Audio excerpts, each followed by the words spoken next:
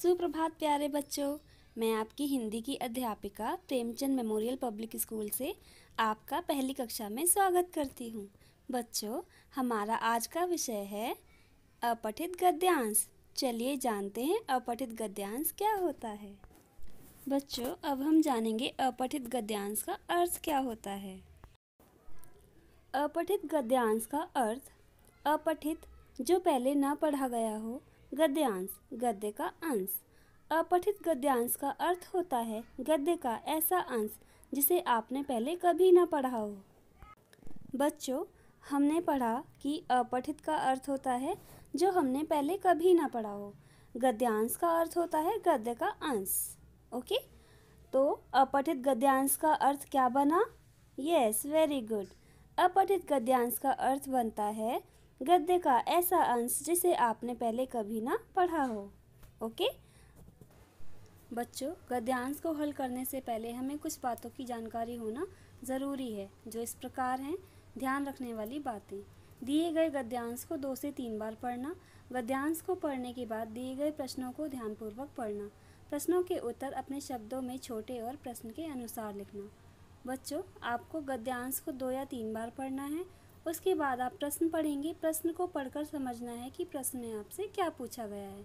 उसके बाद आप प्रश्नों के उत्तर छोटे और अपनी भाषा में लिखेंगे और प्रश्न के अनुसार जो प्रश्न में पूछा गया है आपको सिर्फ वही लिखना है। ओके, आप समझ गए होंगे कि हमें कौन कौन सी बातें ध्यान रखनी चाहिए। चलिए अब हम गद्यांश पढ़ते हैं। अपठित गद्यांश को ध्यानपूर्वक पढ़कर प्रश्नों के उत्तर दीजिए। माता का आदर कर, बात मान, अपना पाठ याद कर, आकर खाना खा, मानव पाठशाला जा, नाटक मत कर, कमल बाजार जाकर लाल टमाटर ला, चाचा आया साथ 4 गाजर लाया, बालक झगड़ा मत कर, फल खाकर बलवान बन, गौशाला जाकर गाय का चारा ला, आलस मत कर। बच्चों, हमने गद्यांश पढ़ लिया है। आप इस गद्यांश को एक बार और पढ़ेंगे। चलिए अब हम प्रश्न पढ़ते हैं और उन्हें पढ़कर समझते हैं कि उनका सही उत्तर क्या है। बच्चों, हमें यहाँ पर कुछ विकल्प प्रश्न दिए गए हैं। हमें इन प्रश्नों को अच्छी तरह से पढ़ना है और उनके आधार पर समझने की कोशिश करनी है कि इसके लिए सही विकल्प कौन सा है। ओके, चलिए प्रश्न पढ़ते हैं। सही विकल्प पर सही का निशान लगाइए। पहला प्रश्न, माता का डैश कर, आदर या अपमान? आदर। तो सही उत्तर है आदर, इसलिए हम आदर पर सही का निशान लगाएंगे और डैश में आदर लिखेंगे। ओके, इसी प्रकार हम दूसरा प्रश्न देखते हैं। दूसरे प्रश्न में हमसे पूछा गया है डैश पाठशाला जा।